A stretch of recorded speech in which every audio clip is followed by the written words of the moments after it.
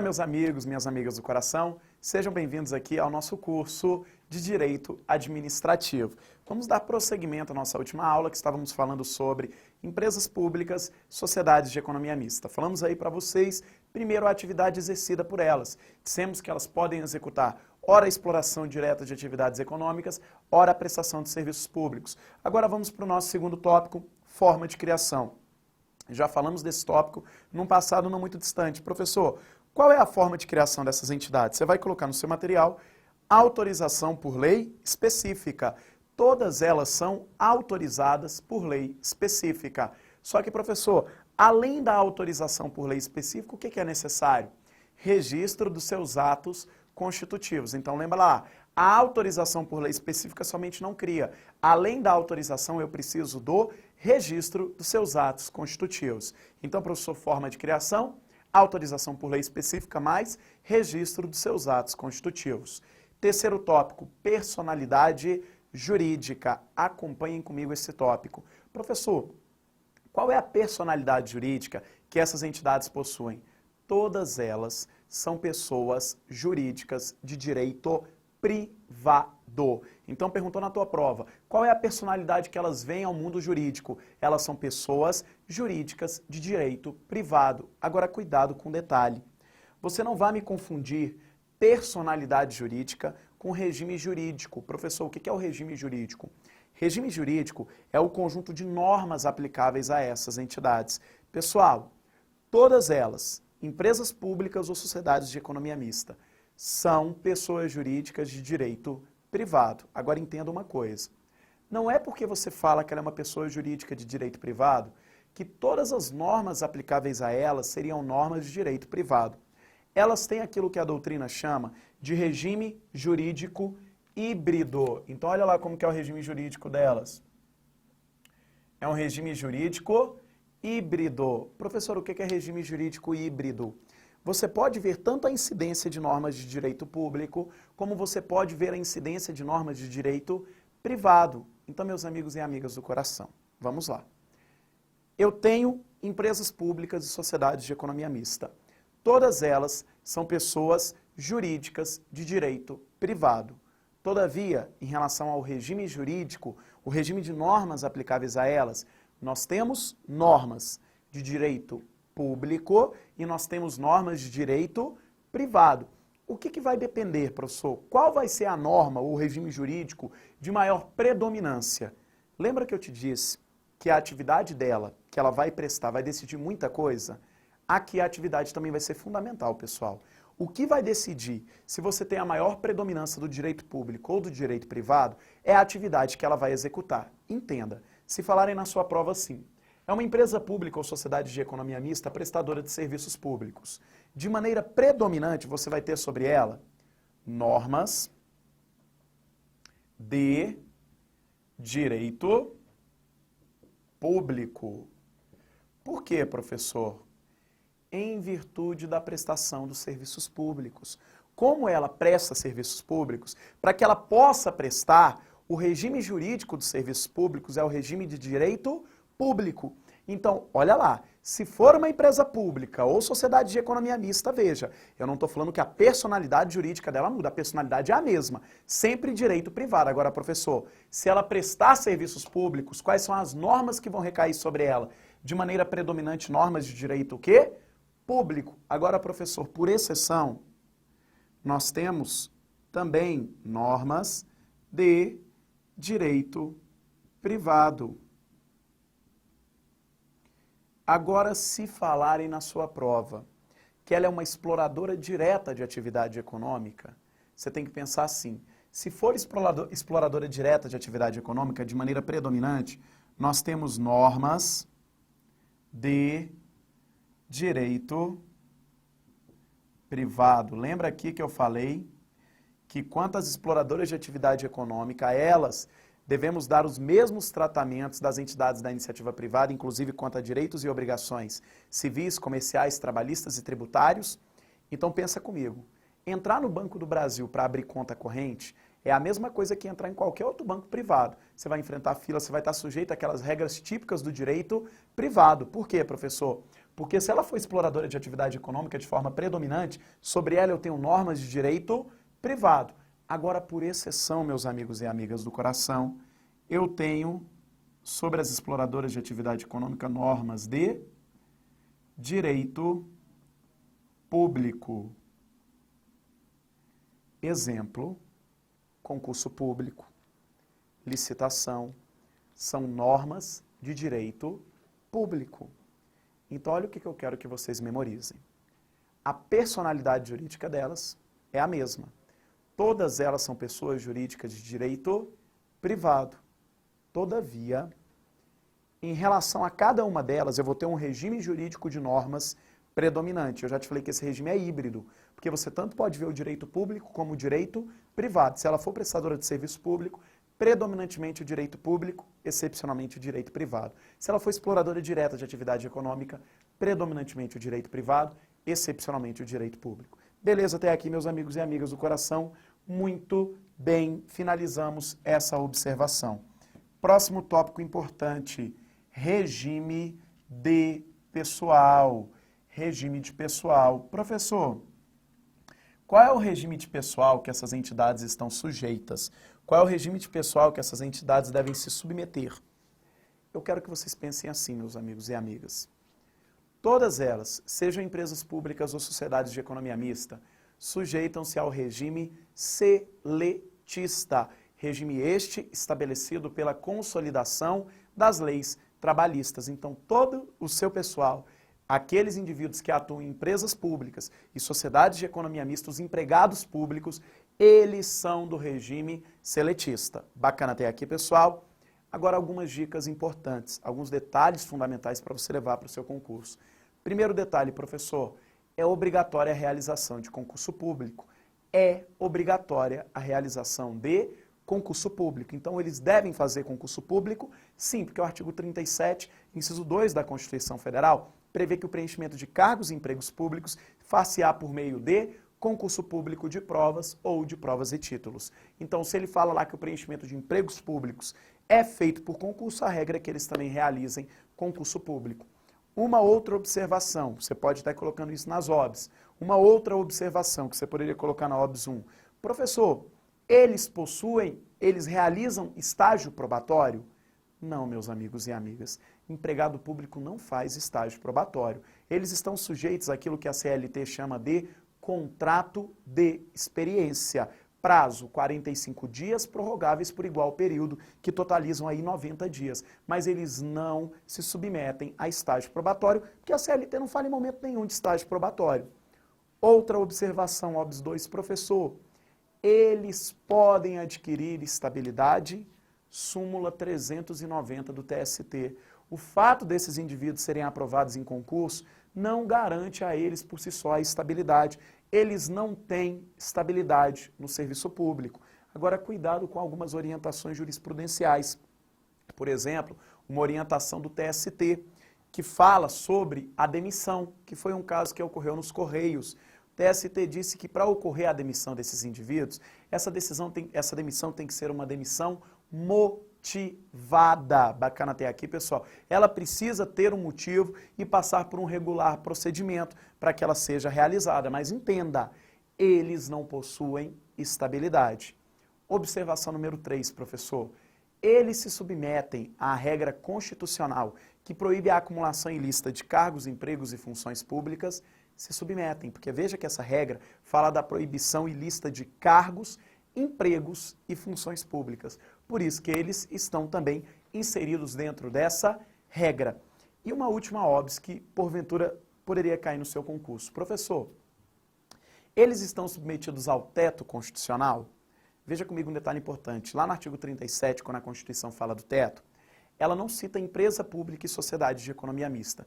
Mas à frente, lá nos parágrafos do artigo 37, ela fala assim, ó, o disposto que estabelece o teto constitucional aplica-se à empresa pública e à sociedade de economia mista que receba recursos da União, dos estados, do Distrito Federal ou dos municípios para o pagamento de despesas com pessoal ou custeio em geral. Então, olha o detalhe importante. Se a empresa pública ou sociedade de economia mista receber dinheiro para o pagamento de despesas com pessoal ou custeio em geral, ela estará submetida ao teto. Professor, se ela não receber dinheiro para o pagamento de despesas com pessoal ou custeio em geral, ela não está submetida ao teto estabelecido na Constituição Federal. Bacana até aqui, meus amigos e amigas do coração.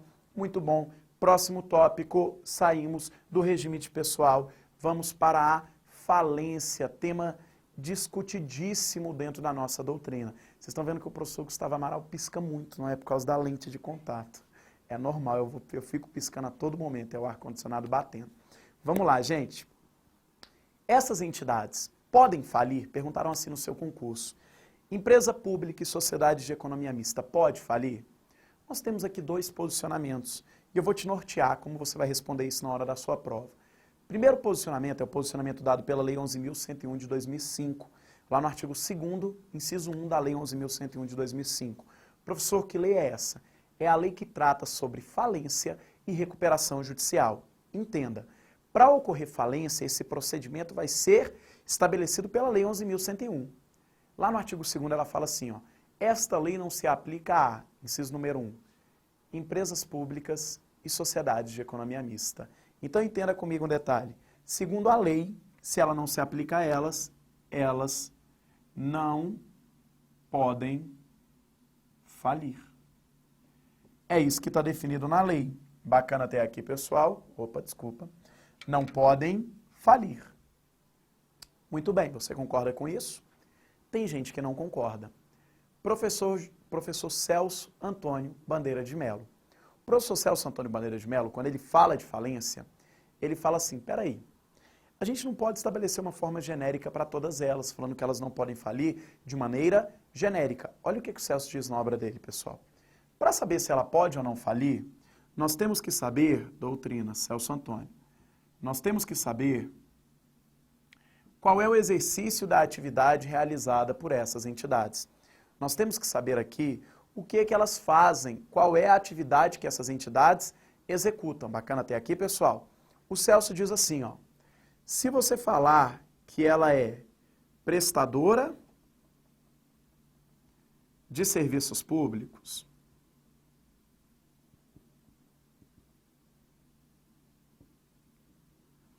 essa daqui não pode falir. Por que o professor Celso diz que ela não pode falir? Em decorrência do princípio da continuidade dos serviços públicos. Esse princípio proíbe que essa entidade venha à falência. Bacana até aqui, pessoal. Esse princípio fala assim, ela não pode falir, ela não estaria sujeita a esse processo de falência. Tranquilo e calma até aqui? Você concorda com o professor Celso Antônio? Ele diz assim, ó, quando a lei disse que ela não poderia falir, ele estava falando daquelas que prestam serviços públicos. Agora, meus amigos e amigas do coração, ele fala assim, ó, quanto àquelas que são exploradoras de atividade econômica, nós não podemos levar o mesmo posicionamento. Por que ele fala isso? Ele fala assim, se a lei também falasse que essas não poderiam falir, a lei estaria dando um tratamento a elas diferente das entidades da iniciativa privada. E a própria Constituição proíbe que a elas podem falir. Exploradora de atividade econômica, segundo Celso Antônio Bandeira de Mello, pode falir. Professor, eu estou lendo o livro do Marcelo Alexandrino. Ele não entra nessa discussão. Ele fala assim, se a lei está falando que não pode falir, não pode falir. Eu vou te dar uma dica, como eu responderia em prova e quero que você assim responda. Se perguntarem de maneira genérica, empresa pública e sociedade de economia mista pode falir? Responda de maneira genérica. Veja que ele não especificou a atividade. Então responda segundo aquilo que está na lei. Não podem falir. Se perguntarem de maneira genérica, responda de maneira genérica. Se perguntarem assim, empresa pública e sociedade de economia mista podem falir? Responda que não podem falir, porque veja que eles não especificaram as atividades. Então responda da forma como está na lei. Agora, meu amigo e minha amiga, se eles especificarem qual é a atividade que essa entidade presta, responda segundo a doutrina do professor Celso Antônio Bandeira de Mello. Se falarem lá que ela presta serviços públicos, você vai falar o quê? Não pode falir. Se falarem lá que ela explora atividades econômicas, você fala o quê? Pode falir.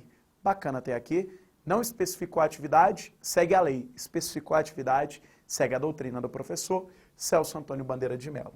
Muito bem, professor. Finalizamos mais um tópico relativo a elas, o tópico da falência. Vamos ao nosso próximo tópico. Tópico número 6. Responsabilidade civil. Essas entidades respondem civilmente pelos seus próprios atos?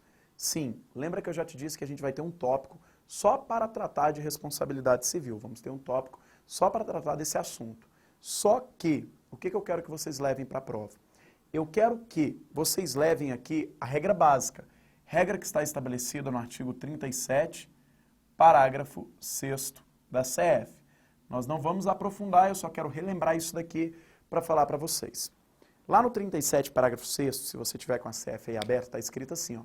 As pessoas jurídicas de direito público e as de direito privado, prestadoras de serviços públicos, responderão pelos danos que seus agentes nessa qualidade causarem a terceiros assegurado o direito de regresso no caso de dolo ou culpa. Bacana? Então vamos lá, assegurado o direito de regresso contra o responsável, né, no caso de dolo ou culpa. Presta atenção no detalhe. A Constituição estabelece dois grupos de pessoas no artigo 37, parágrafo 6º. Pessoa jurídica de direito público. Elas não são pessoas jurídicas de direito público. Só que ela fala assim, pessoa jurídica de direito privado, prestadora de serviços públicos. Então, olha o que eu quero que você lembre aqui. Na aula de responsabilidade civil, eu vou aprofundar sobre isso. Mas se falarem na tua prova que é uma empresa pública ou sociedade de economia mista que presta serviços públicos, essa daqui entra na regra do artigo 37, parágrafo 6º da CF. Se falarem que foi um dano por ação, então olha lá, dano por ação, que é a regra geral. E se ela for uma prestadora de serviço público, ela tem responsabilidade objetiva. Agora, professor, se falarem na minha prova que ela é uma exploradora de atividade econômica, as exploradoras de atividade econômica não estão na Constituição. Ela fala de pessoa jurídica de direito privado, prestadora de serviço público, não fala daquelas que fazem o quê? Exploração de atividade econômica. Se ela for exploradora de atividade econômica, a ela a responsabilidade é subjetiva. Eu dependo da demonstração do coração tranquilo e calmo. Podemos ultrapassar esse nosso tópico. Muito bem, pessoal. Muito bem. Continuando, tópico número 7. Bens, patrimônio. Os bens dessas entidades são públicos ou são privados? O que eu quero que você entenda? Vamos seguir aqui a literalidade do Código Civil. Lembra que lá atrás, para falar das autarquias, eu disse assim, ó. As autarquias têm um patrimônio público. Quem é que define isso? Artigo 98 do Código Civil. Ele fala assim, ó, são públicos os bens pertencentes às pessoas jurídicas de direito público. Os demais são particulares, independente da pessoa a qual pertença. Então, pessoal, se a gente seguir a literalidade do artigo 98, os bens dessas entidades não são públicos. São bens o que, pessoal? Privados. Bacana até aqui? Então eu quero que você coloque, segundo a literalidade do Código Civil, os bens dessas entidades não são públicos. Não são públicos. Perfeito até aqui, meus amigos e amigas.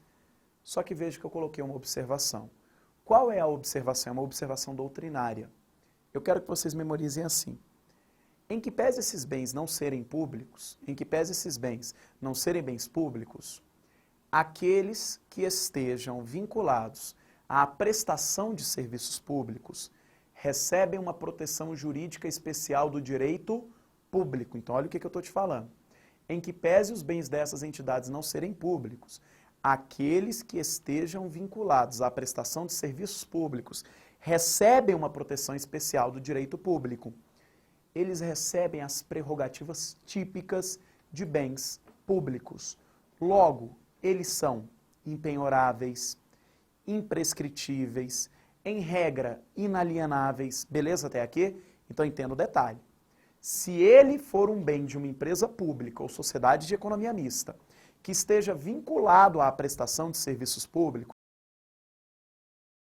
têm como regime jurídico predominante as normas de direito público, essas normas, enquanto o bem estiver vinculado à prestação de serviço público, irão defender esse bem, irão proteger esse bem e trarão a esse bem prerrogativas típicas de bens públicos, como a impenhorabilidade, como a imprescritibilidade, como a ECT, ela é uma empresa pública que é uma pessoa jurídica de direito privado. Os bens da ECT não são bens públicos, são bens privados, mas, meus amigos, enquanto esses bens estiverem vinculados à prestação de serviços públicos, eles têm prerrogativas típicas do direito público. Perfeito até aqui, meus amigos e amigas, tranquilo e calmo. Cuidado que em alguns lugares, vocês vão ver que eu adotei um posicionamento. Existem autores que falam assim, ó, se o bem estiver vinculado à prestação de serviço público, ele se torna um bem público. Eu não concordo com isso. Não é que ele se torne um bem público, é que ele tem proteção de bem público enquanto ele está vinculado à prestação de serviços públicos. Tem gente que fala assim, ó, caiu. Tem gente que fala assim, se ele estiver vinculado à prestação de serviços públicos, ele se torna um bem público. Não, pessoal, ele é um bem privado com prerrogativas típicas de bem público. Beleza até aqui? Tranquilo e calmo, meus amigos e amigas. Próximo tópico. Gilson, você pega aí pra gente? Para que eu não precise me abaixar aqui, faça esse papelão. Obrigado. Beleza, pessoal. Próximo tópico, licitação pública. Licitação pública. Pessoal, essas entidades realizam licitação, essas entidades estão submetidas à regra da licitação pública. Caiu há pouco tempo agora sobre isso no concurso de escrivão da Polícia Civil do DF. Agora, em 2013, há cerca de uma semana atrás, caiu essa questão lá. O que eu quero que vocês entendam? Amigos e amigas do coração, quando você falar de licitação, eu quero que você fale primeiro de maneira geral. Empresa pública e sociedade de economia mista devem realizar licitação pública. Então, se a pergunta for essa, empresa pública e sociedade de economia mista deve licitar, o que vocês vão falar no seu material? Devem licitar. Essas entidades estão sujeitas à regra da licitação? Estão sujeitas à regra da licitação. Perfeito até aqui, meus amigos e amigas? Tranquilo e calmo até aqui? Muito bem. Agora nós temos uma regra específica, olha lá, ó. Observação quanto àquelas que são exploradoras de atividade econômica. Olha o que ele poderia perguntar no seu concurso. Quantas exploradoras de atividade econômica? Elas devem sempre realizar licitação para toda e qualquer atividade. Essas entidades são obrigadas a licitar? Aí não, meus amigos. Aí o posicionamento é um tanto quanto diferente. Por quê? Quem aqui tem conta no Banco do Brasil, Caixa Econômica, BRB? São exploradoras de atividade econômica. Para você abrir sua conta no Banco do Brasil, lembra você participou de uma licitação? Você chegou lá e participou de um procedimento licitatório? O agente falou assim, vamos, quem ainda mais para abrir uma conta com o banco? 10, 20, 30, você 40! Ganhou, vai abrir uma conta com o banco. Teve isso, meu amigo e minha amiga do coração? Não teve. E mesmo assim, você pôde abrir uma conta com uma dessas entidades? Pôde. Então, o que eu quero que você leve para a prova? Quantas exploradoras de atividade econômica, nós temos uma regrinha própria. Como é essa regra para a gente finalizar nosso bloco? Quero que vocês lembrem assim, ó. Exploradoras de atividade econômica não vão realizar licitação para qualquer atividade. Elas vão realizar licitação quando, professor? Quando o objeto do contrato estiver vinculado à sua atividade meio. Então, olha o que você vai entender. Olha lá. Se falarem assim na sua prova, vou pegar o pincel aqui e já deixar a tela em branco. Se falarem assim na sua prova, o objeto contratual, ele está vinculado a qual atividade? Se falarem assim, atividade meio, e se falarem assim, atividade fim. Beleza até aqui? Então, olha lá.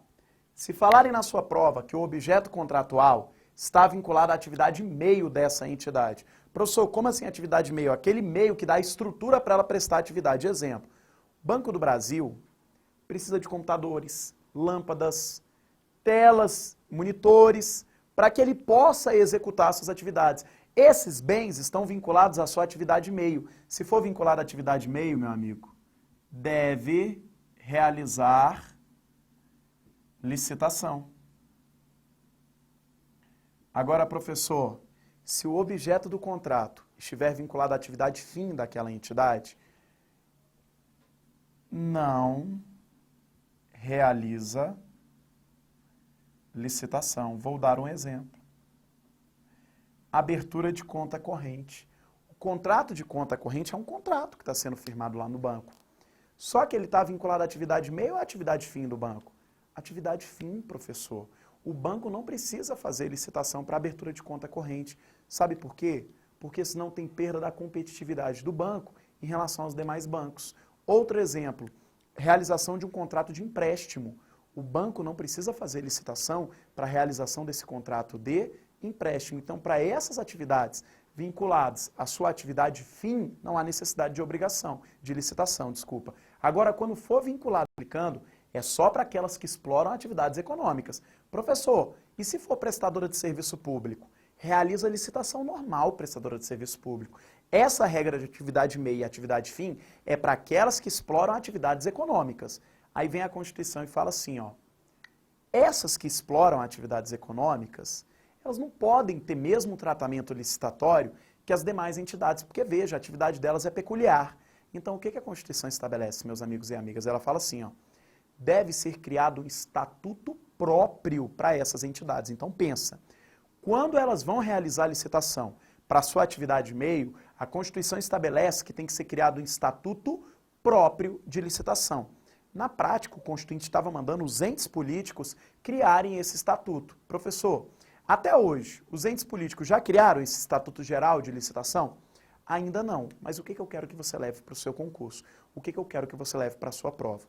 Algumas entidades já criaram, a exemplo a Petrobras. E o Supremo aceitou esse estatuto com normas peculiares da Petrobras, que foi criado para falar sobre licitação no seu âmbito. Mas, se perguntarem na tua prova, se aquele estatuto geral que a Constituição estabelece, que deveria ser criado pelos entes políticos, já foi criado, ainda não foi. E para aquelas que não têm estatuto, enquanto ele não for criado, elas seguem o quê, pessoal? A Lei 8666 e a Lei 10.520. Bacana até aqui. O Supremo já aceitou da Petrobras, falando que não teria nenhum problema, o estatuto dela, então ela já está utilizando dela na prática. Perfeito até aqui, pessoal. Meus amigos e amigas do coração, podemos ultrapassar. Finalizamos esse bloco falando de licitação no nosso próximo bloco Imunidade Tributária. Até lá.